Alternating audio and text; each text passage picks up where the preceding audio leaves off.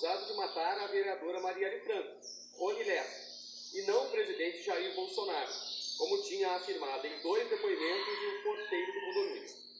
O Jornal Nacional mostrou na terça-feira que o depoimento do porteiro se chocava com a realidade.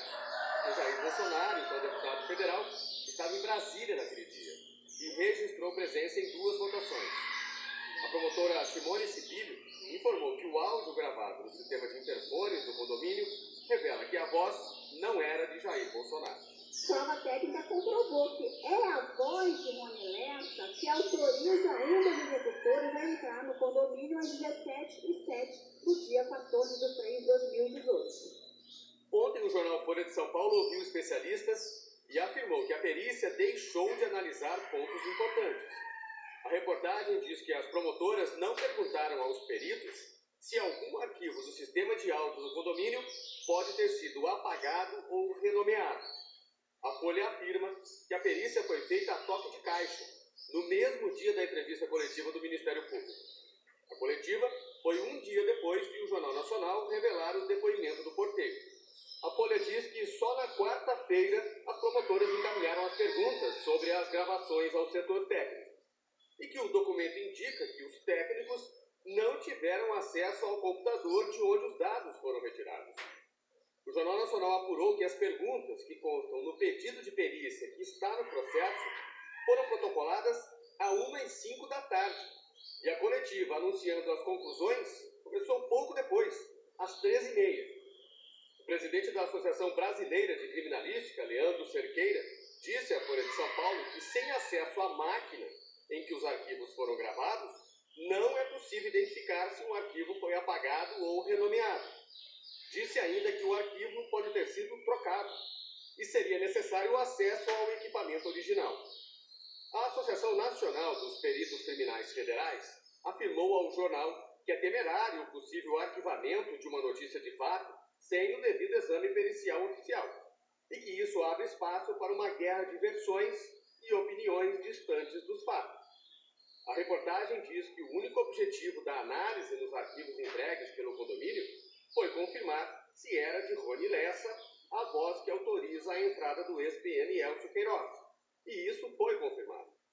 Os peritos do MP usaram como base de comparação o interrogatório de Rony Lessa, dado à Justiça no caso Marielle no dia 4 de outubro.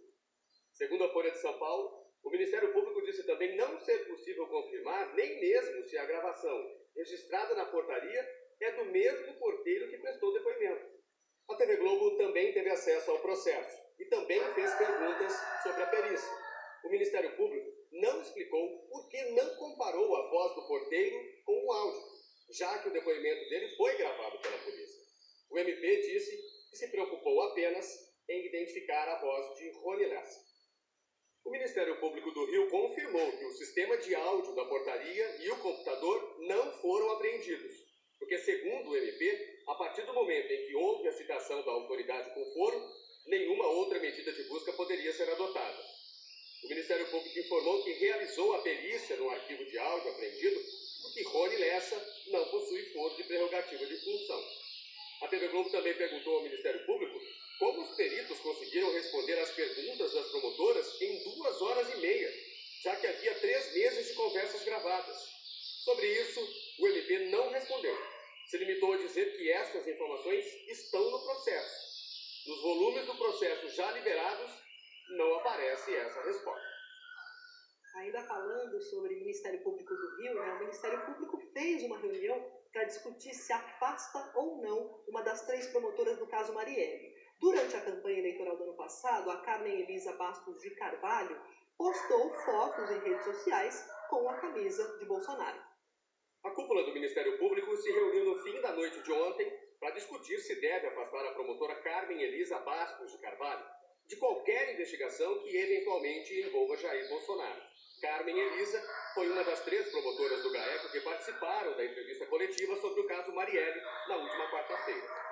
Ela explicou por que o arquivo com áudios da portaria não foi apreendido no mesmo dia do livro de registros de entrada. No dia 4 de outubro, chega para nós esta planilha. Nós estamos fazendo um interrogatório dos 12 réus. Nós não tínhamos acesso naquele momento a esta gravação. Você pediu